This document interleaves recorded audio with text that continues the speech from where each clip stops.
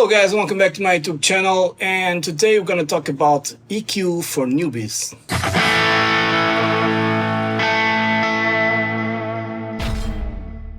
So basically I had a post on Facebook. If you're on Facebook on my group, and also on Boss Katana Patches, my group is different, but it's basically the same. We had some sort of discussion about my business and the way it went down drastically. Maybe because everyone is now drifting from the Boss Katana and going into other type of modelers, like the Velaton GP5 that can import NAM profiles, although they are converted to Snaptone, but the difference is almost non-existent, and other solutions from other brands and stuff like that. Katana, I think, had this real great moment, and then I think it's kind of fading away. And I've talked to Boss about that, and it's pretty normal because you can't stay on top forever, right? And there's a lot of competition out there right now, which offers some stuff that Boss haven't included on their katanas, on their multi-effects and stuff like that, like regular updates and more new stuff to make them stand out again, if you know what I mean. And updating overall, if not making a new unit. Not a Katana necessarily speaking, but an effects processor. We have the GT1000 for a long time, and I think we need something new. Okay, with that out of the way, we've talked about, some people asked about the EQ on, although I have done some tutorials with this particular topic, people ask me about the EQ and the chain. The chain, we're not going to talk about the chain on this episode because the chain is regarding the Boss Chain 3, and this is the Katana MK2. So I'm capturing the tone with SM57 into my Apollo and no post-processing at all, just the way it is. And I'm going to talk a little bit about the EQ, what it does, and how you can tailor your tone to your needs. People still talk about fizziness and that stuff, especially high gain tones and stuff like that. And although this is not a guitar for high gain tones, I want to try to explain my best what you can do to get rid of that. Now, also depends on the room you're playing, because if your room you're playing is completely, without furniture, without carpet, without anything at all, you're going to have lots of echo. The sound is going to bounce in the walls, and when it gets to you, it's totally different from what you hear from the speaker. And so if you have a room that is more acoustically treated, you don't need really acoustic treatment in the sense that I have here on my studio. But everything that's furniture, carpets, and then the things on the windows, I'm only forgetting the name. I'm more or less forgetting the name. It will give you more of a sense, proximity effect, and you will have less echo, and that will help a lot. Just by doing that, it's just like having studio monitors, You can have the most expensive studio monitors in the world. If your room sucks, you get the sound of your room. And that's it. So basically on the Katana MK2, you have a bunch of EQ options. Starting with the EQ that I have here. And this EQ, if I go here into my chain, it's in modulation.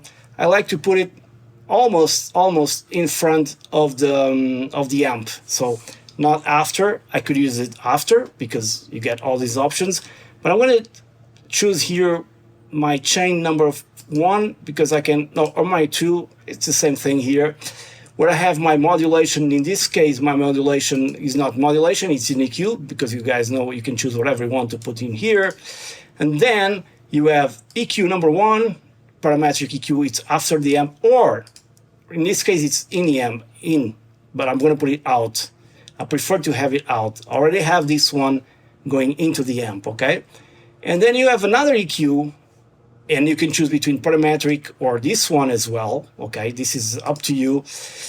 I prefer to choose parametric, and I'm going to explain why in a minute. Also amp out. And then you also have the cab resonance, acts like an EQ, okay? It's on modern right now. I'm going to put it in vintage. I did reset this channel by clicking in clear. So when you click clear, everything goes to default. The cab resonance goes to modern. You get the clean channel, and everything is at noon, and everything is kind of off. All right. Noise suppression is also off. So first thing release, I want this release to be like this, and I'm going to engage the noise suppression. Okay. And my basic tone right now is Strat.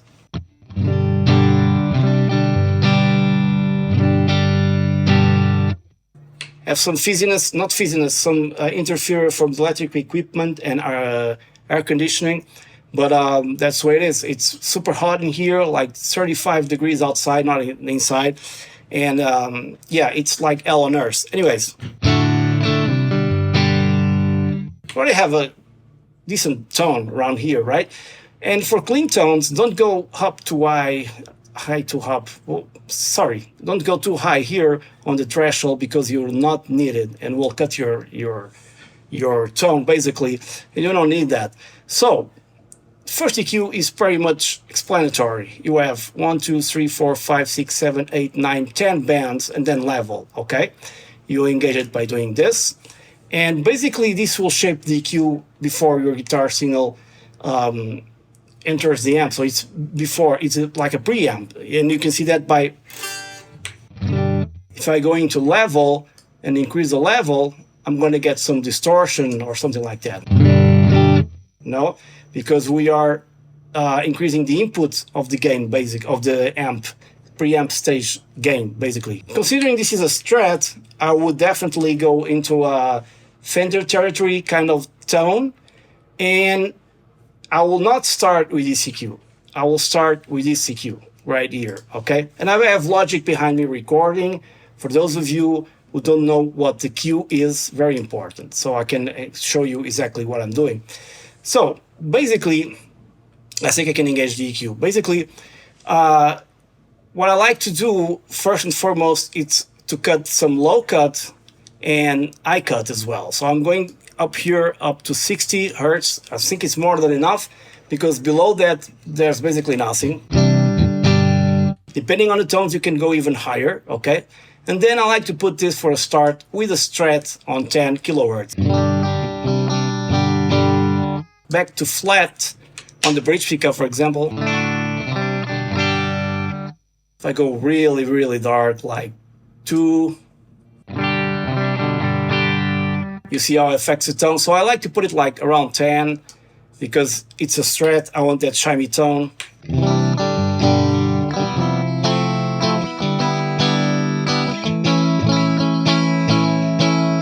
And also for this kind of tones, I always use a compressor, but that's a different story. Now, if I'm going, I already know that American amps, like Fenders and stuff like that, have like this mid-cut, unlike Marshall, for example, which are exactly the opposite. They are more mid-range.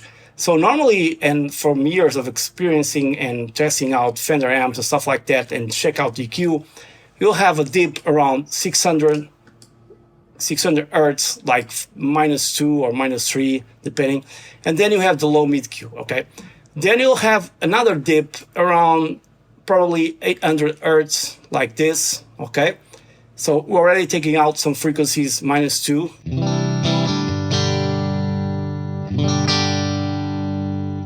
If I take out my EQ and play the same chords, a little bit more muddy, but we're after sort of a American tone, Fender type. Okay, one thing I also noticed is the fact that here in system, I think it's here in global EQ, if it's on, you guys can notice that Boss deliberately cuts 315. This is a very nasty frequency. I don't know why on the Katanas, but I'm not going to engage this, so 315 hertz. I'm going to my second EQ, engage it, find that frequency, and take -2 as well. This is a kind of a muddy thing there.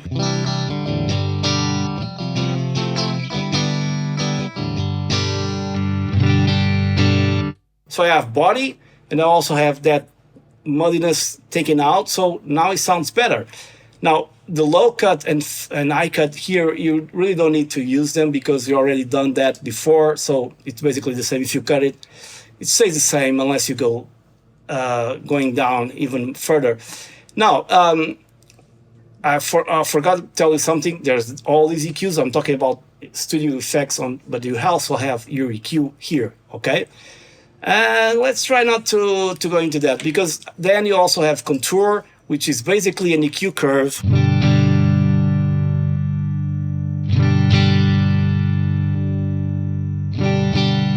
It's more like a Marshall. And to be honest, this is more like a Fender, but they not translate well. So I'm gonna leave this aside and take out the contour totally, because this is more for deep editing when you want a very specific tone. And right now I just want like an American tone, nothing too special about that. Okay, now, what else can you do? Let's go to our EQ right now and take more mids, okay? Scoop it a little bit more. And we are in the clean channel. I'm gonna increase a little bit the bass because, you know, it needs more bass. As you increase the bass, the frequency, you don't know what frequency you're increasing. So it can be from 20 to 200, for example. So you also increase the low mid EQ. So probably you also need to go there and to the second EQ.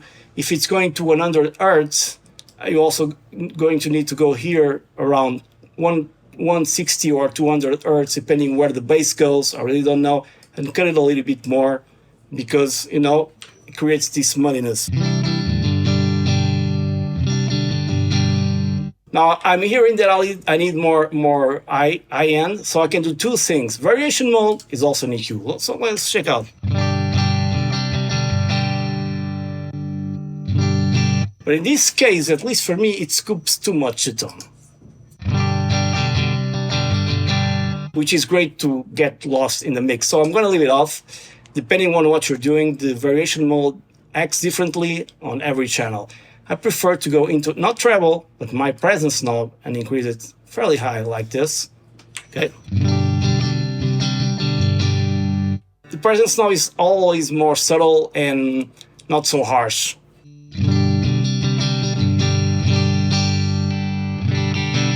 You still have that in between strat tones.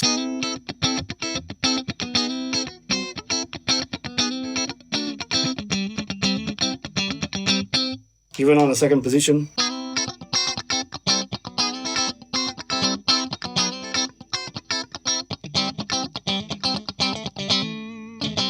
Right? So it's perfect. Okay, so the only way for me to show you the EQ, I have to stop recording in Logic. I think that's not a problem. I'm going to Logic, which is behind this. I'm going to stop recording my guitar right now. And I'm going to show basically what the EQ does, which is nothing too much.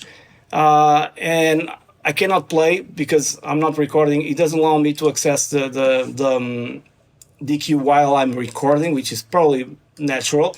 But just so you know, for example, I'm going back to Tone Studio. I'm going to give you a very simple example. Right now we have 630 Hertz and a cut of -2. So let's go into Logic here and I'm going to find that frequency somewhere around here. Doesn't have to be the exactly same frequency, but like so, 630. Okay, defined. Now I want to cut it. This is a graphic EQ from FabFilter, but any graphic EQ that comes with your DAW will do the same, okay? So now I'm going to cut it with my gain knob 2 decibels. Check out the number below, 2 decibels, okay? And it'll be something like, come on, 2 decibels. Now it's great. Okay, now going back to Tone Studio, now this knob here, low mid Q, there's 2 knobs. There's a high mid Q for this section and low mid Q for this section, okay? So the low mid Q, what it does is when it's totally to the left, okay, this is very important, it widens up the curve. And I'm going to show you here what it does. Although these values are not very specific related to the EQ I'm going to show you, but I think you going to understand. Here's my Q thing for that, okay? So what I just did was this. I broadened up my, not so much, of course. I can go here to a value of 2, I believe so. Yeah, it would be something like this. Similar, okay? So we have, a value of 0.5 to be totally correct, okay? Okay, so basically around here, you have, let me put this again. Okay, exactly the same thing. Of course, this is not exactly the same thing in Boston Studio, because if you're visualizing your recording after the fact, you'll see that it doesn't really correspond there, But that's where it is. And for most modelers and stuff like that, that's where it is. So you can see 630, it's here, -2, it's here, and the low mid Q, it's totally open. This is the max that will go. On this type of EQs, you can go much lower, like this. Okay? All right, let's put this around 0.5 again, ish, something like that. Okay. Now, when you go here and you increase your EQ, like this, let's see the values. We have 1, 2, 1, 2, 4, 8, and 16. What's going to happen is this. Very simple. Check out. Let's go for 1. Check out what's happening to the EQ. It's straightening. Okay. Let's go for 2. More narrow. Let's go for 4. Might not exactly be the same on Tone Studio, but just a visual representation. And the other one was 16. I believe there's no in between. No, there's an 8 as well. Okay, let's go for 8 here on the Q. It's very narrow. And then 16. This will up to 24. I think it's octaves. Okay, so as you can see now, I have a very narrow EQ. And usually we do this to cut harsh frequencies, especially the fizziness that you guys so much talk about. But as a general rule of thumb, what you should do is always, when cutting, using a very narrow EQ like this, and when boosting, you do the exact opposite. You use a very wide EQ. It's a rule of thumb, you should do this, because if you do like this, it will be very bad. And if you do it like this, it will be more gentle. So if I have a very problematic situation around, let's say 10K or 12K, and it's really annoying me, now the guitar is not recording, I can go here and totally like this, so it's very narrow, and then I can go here, because this relates to, not this one, sorry. It's got to be this one, okay? Let's put it like on 10, or I don't know, maybe you have fizziness around 6, it really doesn't matter. So I want to take out that fizziness, I put it like this, and then drastically drop the volume here. And you won't feel much of a change, because it's very narrow, the EQ. If it was very wide, like this, it would be totally different. We would cut a lot of frequencies, because you can see here on this EQ, if it's very wide like this, you're cutting not just whatever is there, 600, but you're cutting all the rest from 100 or less, 55 to what is this, to 9. Okay, so you have to be very, very specific about this one. Okay, and you will notice the difference. And you probably get rid of your fizziness, okay? And that's the important thing about EQ that you have to understand, is the low mid Q and the high mid Q, how they behave, what they do, and now that you've seen it, I hope you understand it and how to use it. Okay, and I stopped recording, but basically this is it. I want to stop this episode here because it's already too long. And on the second episode, I'm going to try to add a booster and see how that will affect, again, the EQ, because you're adding another pedal that will have its own EQ, and you have to tailor it again, or cut some frequencies or add some frequencies depending on the boost that you're adding. So this is going to be a series of EQ tutorials on the Boss Katana MK2 for now, okay? If you want to let me to show you how to import and export a patch and stuff like that, let me know in the comments below. What else you want to know about EQ? But I'm going to see if I can do a series of episodes with this in mind for you guys. Many thanks for watching. Please subscribe to my YouTube channel. Head out to my site and buy my patches, because it's my livelihood and I'm losing everything. Okay? Thank you very much. I'll see you on the next one. Cheers.